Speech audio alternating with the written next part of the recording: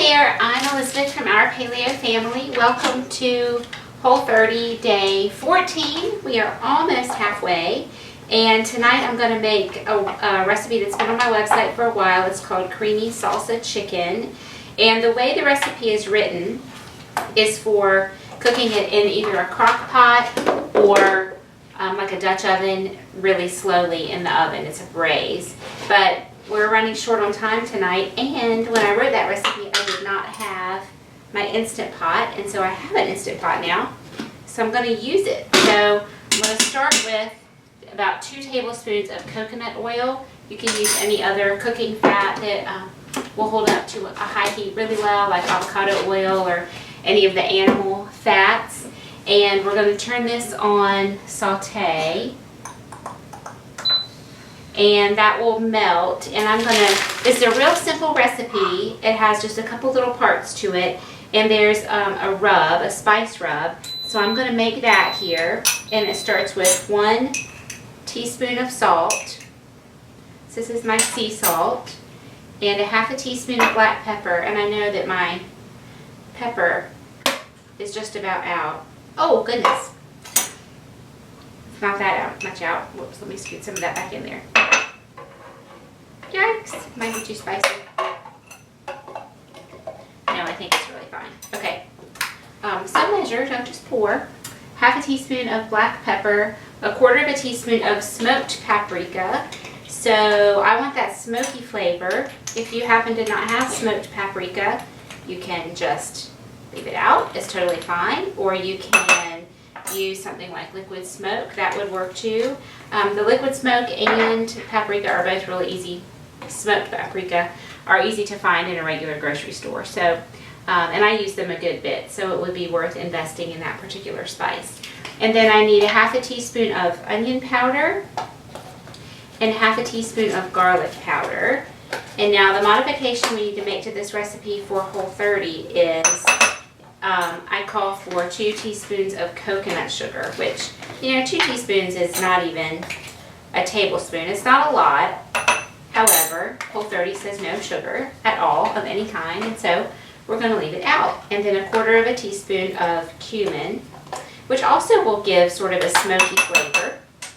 And I'm just going to mix these together, and I'm using my fingers because the onion powder always gets really clumpy, so I want to mix it up, so I'll just do that with my fingers.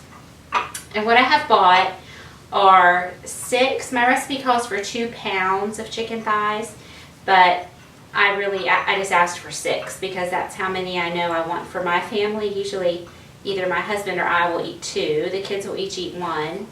Sometimes both of the adults will eat 2, and but typically just one of us will, and then there will be 1 left over for him to have for lunch.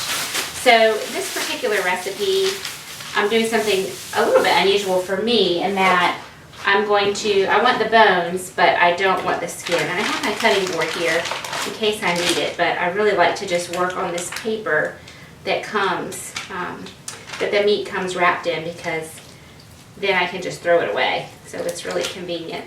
So this big piece of skin, sometimes it'll pull all the way off, and sometimes you need to just help it along a little bit. So I'm just taking the skin off because it would make my dish really fatty. Whoops, come back. And I don't want to deal with all that fat. But I do want the flavor that's going to come from the bones. So my process here is going to be to season my meat with my rub on both sides. I'll use up all that I made there, which is just a couple teaspoons of spices. And I will sear my chicken on both sides, and because the Instant Pot doesn't have a lot of surface area on the bottom, I might have to do this in 2 batches. But I'll get all my chicken seared. This is kind of slippery, so I'm being careful. I like to not cut myself. And then I'm going to add in my liquid, which in this case is salsa, a cup of salsa, and 1/2 cup of coconut milk. So if you can tolerate some dairy, if you're not doing the Whole30, you could use cream or 1/2 and 1/2 or just regular milk. but we're doing Whole30, and so we're not having any dairy, and so I'm using coconut milk because it's really rich and fatty, and it will, sorry, that's not a very good word, it's rich and creamy, and it will add a lot of flavor and a nice creamy consistency to my chicken that I know will be really delicious. And my salsa that I'm using is my salsa that I've made this summer, and I don't know that video is up yet on YouTube, but I did make a video of myself making the salsa and then canning it, and I'll tell you what, it's so good. And I didn't realize how much salsa we really eat. I guess we have taco night more than I thought. We use it in dishes like this. It's just such a quick, easy dinner, you know, that we're kind of blowing through my canned salsa. I wish that I had made more, but I'll just have to remember that for next year, and I'll make more. Okay, so there I got all of the skin off of my chicken. I'm gonna just spread them out, and I mixed up my spices in this bowl so that I could just use my chickeny fingers and not worry about having to clean them between opening up the different spice containers. So just kind of pat that in, and then I'll flip my chicken over. Pardon my nasally voice and sniffles. I have one of those late summer colds, which is no fun. So we'll just get all this in. The sugar, of course, would be really yummy. It would add in the caramelization a little bit, but the coconut milk has a sweetness to it, as does the salsa, because tomatoes are naturally very sweet. So I think we're not going to miss that little bit of coconut sugar, one tiny bit. All right, so my coconut oil is all melted. I'm just using my piece of chicken to kind of swirl it to make sure it's coated all over the whole bottom. You hear it sizzle. I think I can probably get 4 in there. I'll take a small one.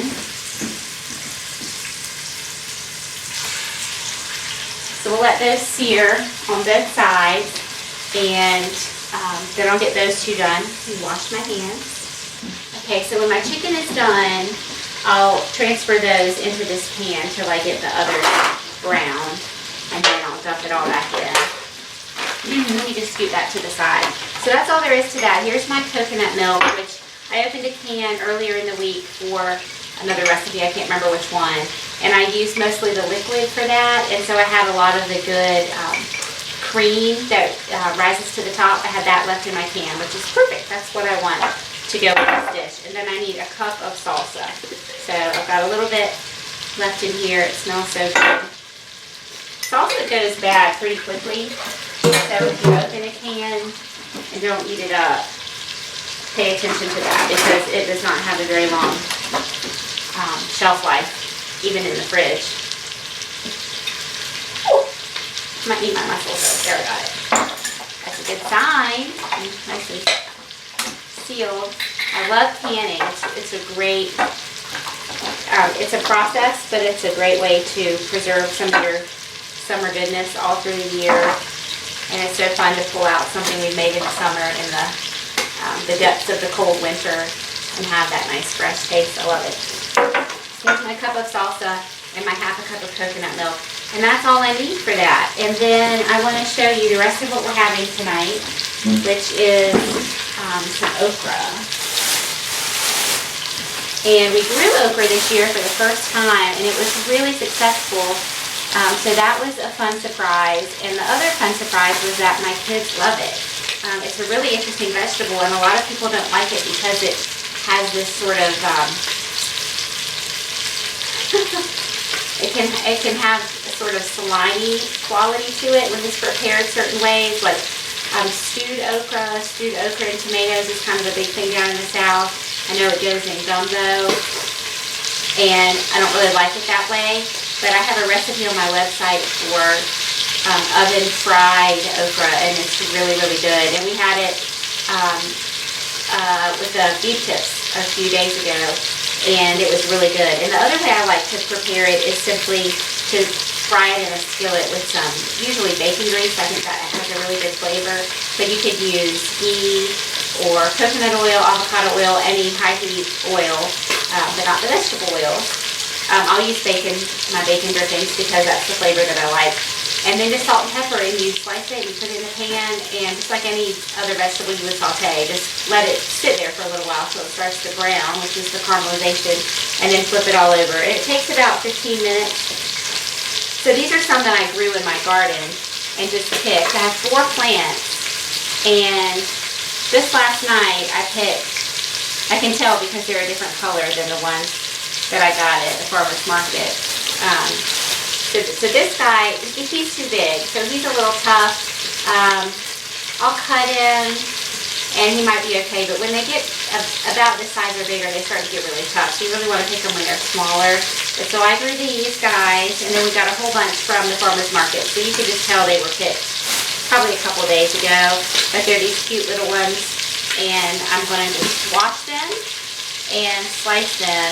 If you can buy frozen cut okra. It's really inexpensive. It's like $1 a bag, and they'll have these stem pieces will be in there, but they're a little tougher, and so when I'm preparing my own from fresh, I cut that part off. Let me show you. It's nice and brown.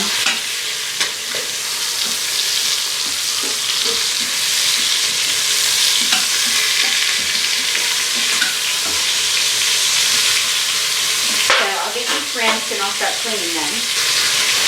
And when it's time to cook them, I'll come back and I'll show that to you. I just am sort of biding my time while I wait for my chicken to be ready. So when you cut your okra, let me show you. Can you zoom in on that? You kind of see that. But it's really good for your gut. It's very healing, and it has a unique flavor. That's really a good flavor. And I can tell you, I'm not like this super vegetable lover that loves all vegetables.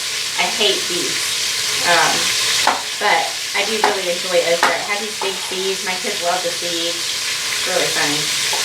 I was super shocked. I really started eating okra because of this. I hate to call it a diet, but the Trim Healthy Mama plan.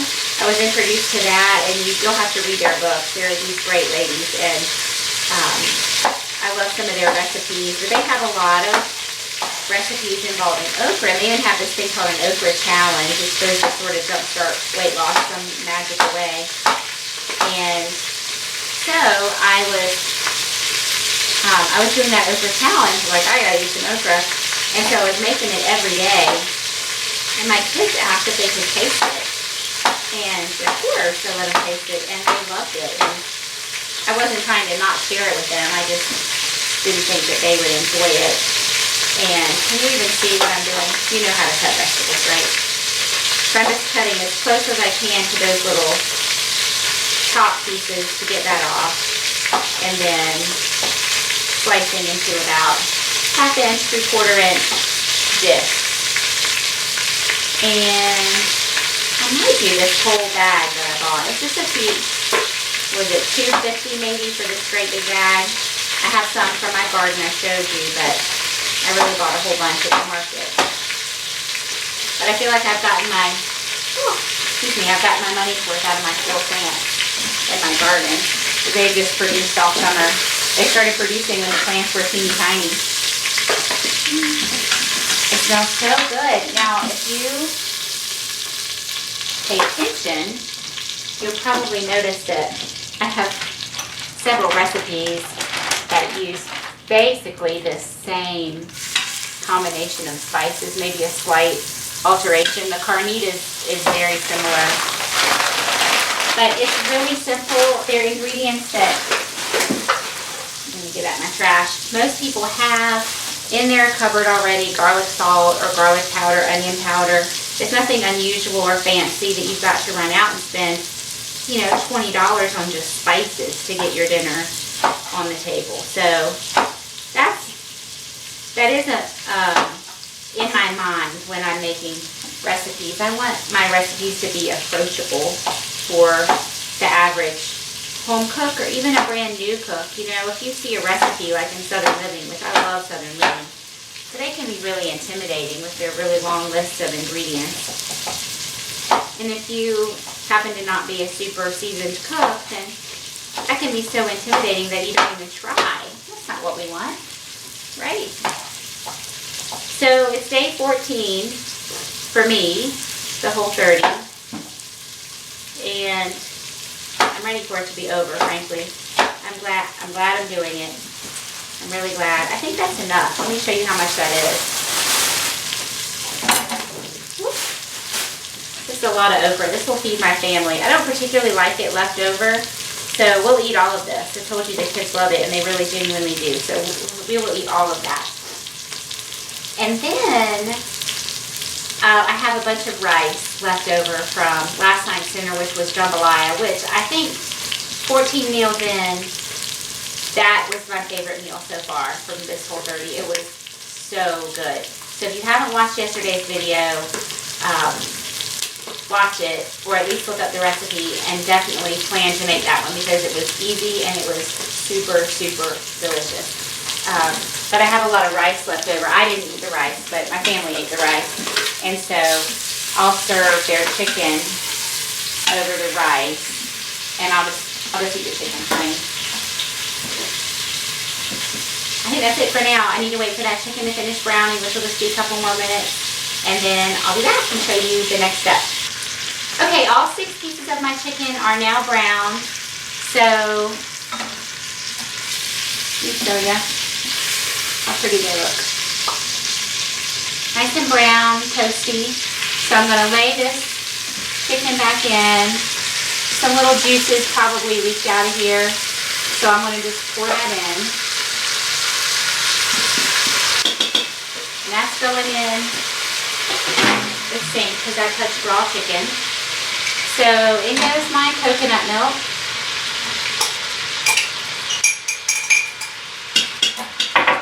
And I'm kind of get all that coconut milk out using my salsa, which is a little more liquidy.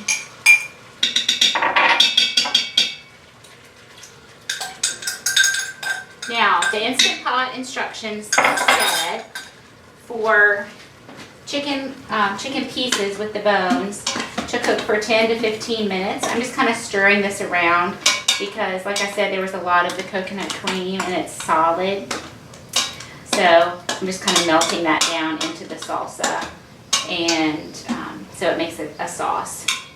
Okay, so everything's mixed together, and I have to turn this off. So the instruction manual said 10 to 15 minutes.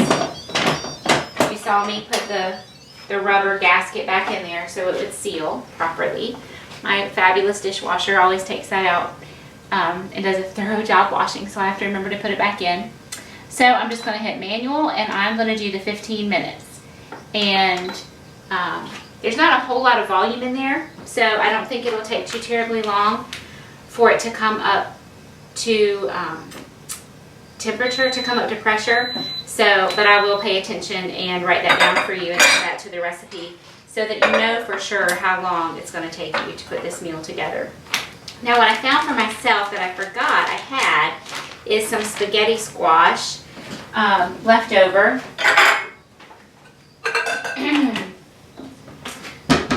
So I made, there's a recipe in my book. It's called Your Paleo Holiday, and it has our favorite recipes to get us through the holidays. And one of my Christmas recipes is an overnight egg casserole. You know, those delicious combinations of sausage and egg and cheese, and you put bread in there and soak it and then bake it. Well, we make that paleo style, and instead of using bread, I use spaghetti squash, which you can't tell when you eat it that there's spaghetti squash in it. It kind of doesn't, the taste is overpowered by the sausage. And it's actually, I start with ground pork and I add all my own spices, so it's really flavorful. And lots of good veggies in there. I add some spinach or kale. Anyway, I made that because I got tired of just scrambling eggs for breakfast, so I made that casserole for myself to get me through the Whole30 and cut it up into portion sizes and stuck it in the freezer. But I had a humongous spaghetti squash which I know spaghetti squash is kind of popular these days with low-carb diets and gluten-free and everything. And if I buy it at my regular grocery store, they're usually about $1.99 a pound. So that squash would have probably cost me $12 because it was huge. But at Aldi, which I've talked about Aldi on almost every video, they had a few at Aldi last week, and they were $1.99 each. So I got the biggest one. And the only problem was it was a little tricky getting it in, getting it out of my Instant Pot, because if you have the smaller ones, you cut it in half and they'll just sit in there side by side, each half side by side nicely in the Instant Pot. And so it was a little bit of a struggle to get it out. But I cooked it quickly in my Instant Pot and I made my casserole and it was perfect. But it was a little too much squash, I knew, because it was such a huge one. So I didn't quite put all of it in. So I have this little bit left, and I'm actually going to use this. I'm going to give rice to my family to go with their chicken, because I'll show it to you at the end, of course. It'll be sort of saucy. It's really yummy. And so you want to put it on rice or something like that. So I'm going to put it on some spaghetti squash for me.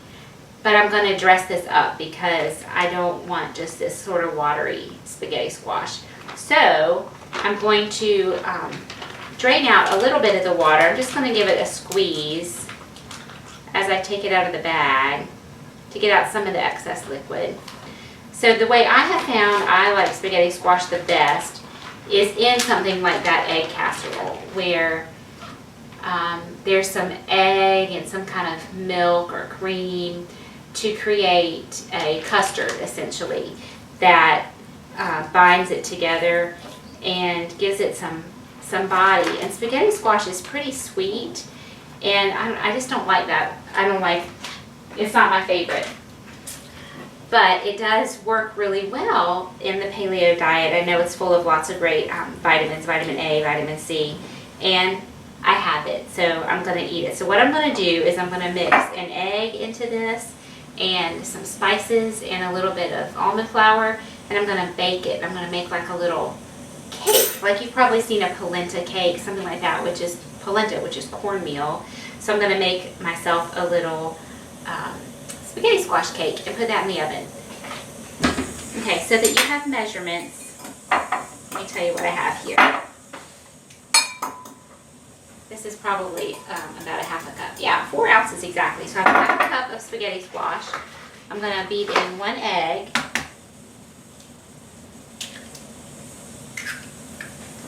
And I'm going to mix that in first with my spices, and then I'm going to add some almond flour. And I'm just going to put in some of the same spices that were in my chicken. When I see all that steam coming out of my Instant Pot, every time I think, oh, let me just double check and make sure I have really sealed it. So I'm going to do a 1/4 teaspoon of salt, a little sprinkle of onion powder. It is all clumped up in there. Just a sprinkle. A little sprinkle of garlic powder. Woo! A little shaker of pepper. Okay, so when we mix that in, I turn my oven on 350. I'm going to switch my fork out for a rubber spatula. I'm going to add 1/4 cup of almond flour, which is just ground up almonds, and we'll give that a little body. Now I could fry this up in a skillet in a little ghee or some other kind of fat and make little cakes there, but I have the time, so I'm going to bake it in the oven. Now if we could eat cheese, it would be delicious with a little Parmesan cheese in there, but we can't. I think I'll use this glass pie dish, and I put my coconut oil away already, so you just put a little avocado oil in there, keep it from sticking, and this will make it spread out, and it'll be thinner and crispier.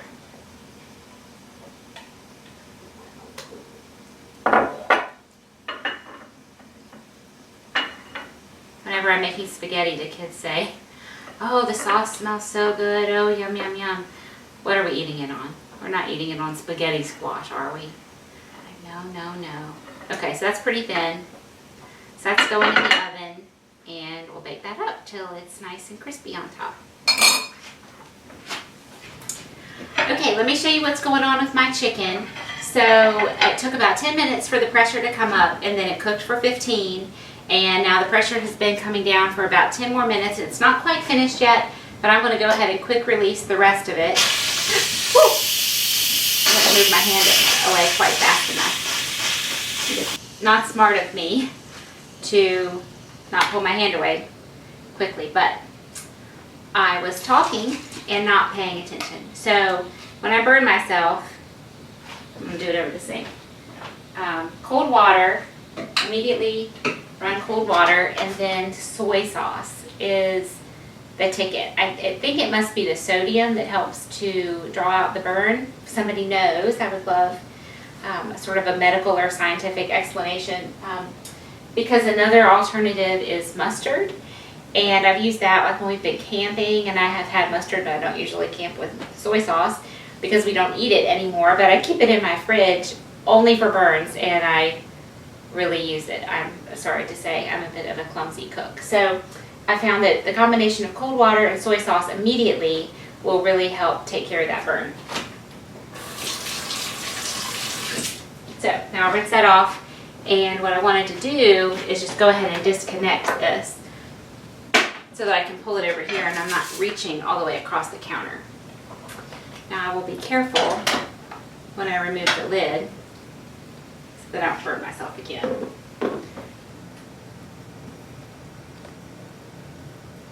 Okay, so when I made this with the skin on, I ended up with this big slick of fat on the top, and that is why I learned my lesson and said let's take that skin off, but keep the bones so we get that flavor. So I'm pulling my chicken out, and I'm going to use my forks, and I'm just going to shred the chicken off the bones. And I would say, just from the looks of it, that this is perfectly done. The 15 minutes was right on the money. Can you see what's happening here? I can just shred this right off super easily. Get all of that chicken off the bone and get it right back in my pot. You could do it still in the pot, but I just find that this is a little bit easier, so I'm not having to reach over. I could have stood to get a little bit of a bigger plate. This one was out because I used it before, and so it was in the dish drainer. So there's really a lot of meat on a thigh. You know, I feel like whenever we're carving a chicken, or just even a rotisserie chicken from the grocery store, all the meat is the white meat that's right on top, and I have a hard time getting much of the thigh meat off. But when I buy chicken thighs from the meat counter, there's tons of meat on them, and on your arm and everywhere else. So this bone cooked for 15 minutes, and there is a lot of good nutrition in there still. So I'm going to put it in my little bone bag in the freezer, and I'm going to add it the next time I make broth. So there's not going to be a ton of flavor to come out of it, but we've got all those good minerals that'll come out of the bone itself that hasn't happened yet because it wasn't in there long enough. Let me flop that in, just free up some space for myself. And hopefully by the time I'm done with this, everything else will be done. I put my little polenta cake in the oven, and I did cheat and take a taste of that, and it is really, really good. I have a feeling that maybe, just maybe, I can convince my kids to eat spaghetti squash that way. But they're going to get plain old rice, so haha, I get the spaghetti squash tonight. And this is going to, I'll show you the broth. It's a thinner broth. So again, we discussed this when I made, I think, the beef tips. By cooking in the Instant Pot, we're keeping all the moisture in, right? So if I were to do a slow braise on the stove or even in the oven, some liquid would be escaping, and I would end up with a thicker sauce in the end. And so with the Instant Pot, you're going to have more, a thinner sauce. And so if you want it to be thicker, you need to do something to add some thickness. So you can simply turn the saute function back on and let it reduce, and that would work. You can use my glucomannan trick, which is that fiber supplement, and that will thicken it right up, which I might do that here in the end in just a minute. You can, if you happen to have some cauliflower or a potato, if you can eat white potatoes, and you can cook one of those till they're really tender and blend that up, and that can add a real creamy, thick consistency.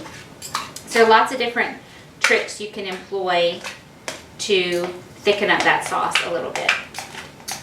But I wanted it over here close to me so that this would be convenient.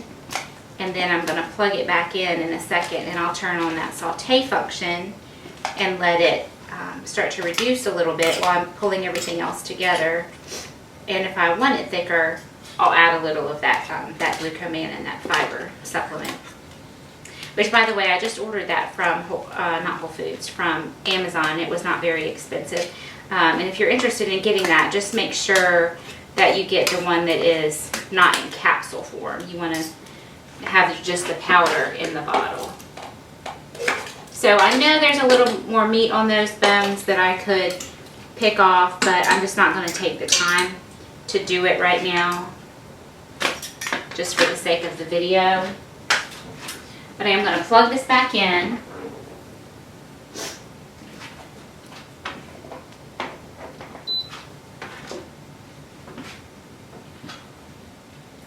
And turn it on saute and let that start to reduce. And I'm going to taste it and make sure I like the flavor of that sauce.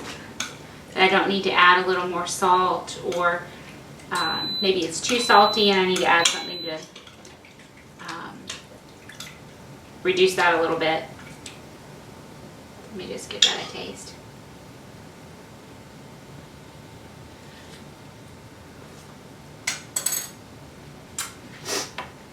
I think it's perfect. I think it's perfect, but I do want it a little bit thicker.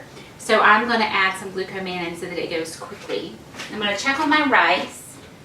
I told you that I was going to serve my family leftover rice, but as I pulled it out to look at it, there was enough jambalaya left over that I thought my husband would enjoy that for lunch. It would be enough for him for lunch one day, so I've just left it. So here is my spaghetti squash cake that I've made with a little piece taken out of it because I tasted it. So I'm going to cut myself a nice big wedge of that, and I'm going to put that on my plate, and that is going to absorb my juice. Yum, yum, yum.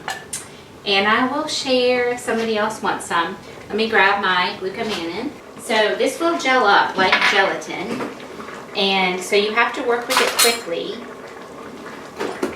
And you want that to be boiling, and you want it to be dissolved. So I've got 2 tablespoons of water and a half a teaspoon of my glucomannan. And so my liquid is bubbling in there, and I have this dissolved. So as I pour it in, I'm going to stir.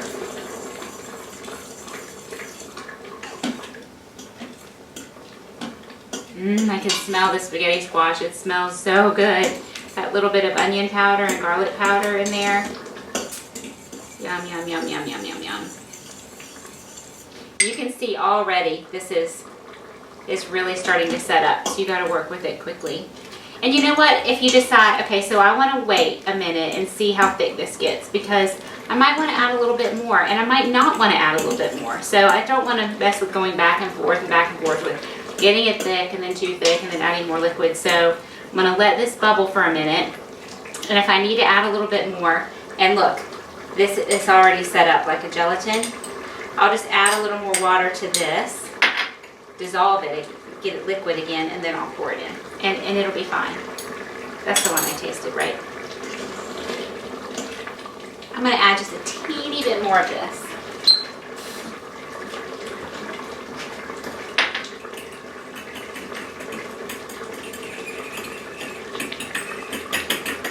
So just take a second and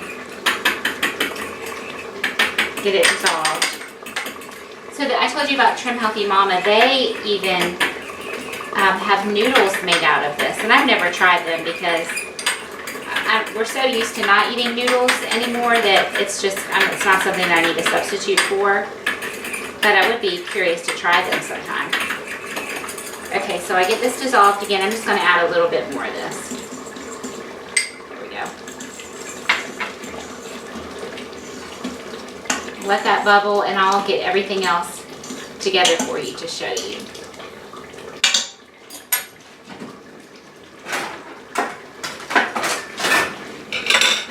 So really, even though the chicken is the main dish, the okra is the star of the show. And it's crunchy, these little tail pieces, kind of salty. I put salt and pepper on it. So I'll take a nice big serving of the okra. You can see here I have the last cantaloupe. I tore up my summer garden today. It was just a mess, and the cantaloupes were little and they were starting to rot before they even ripened. So there were a whole bunch of little ones out there, and I was cheering them on. I was trying to give them a chance to do something, and they just were not having it. They were done. But there was this one guy left, and even though he was little like this, it was perfectly good and sweet on the inside. So we'll have that, and I'm going to spoon some of this yummy chicken, creamy sauce, not some, a lot, right over my spaghetti squash. And there's my creamy salsa chicken. You could just as easily have left the chicken on the bone and served each person a piece of chicken that way. I don't like this steaming right up into my light. And then giving them some sauce on the side, but I like it this way because it's easier. And when I finally sit down to eat, I'm hungry and I just want to eat. I don't want to mess with the bones anymore. So that's what I have done for this evening. And this is our dinner on Whole30 day 14, almost halfway. I'm going to show you inside the pot what that looks like. Okay, that's it for day 14. I'll see you again tomorrow.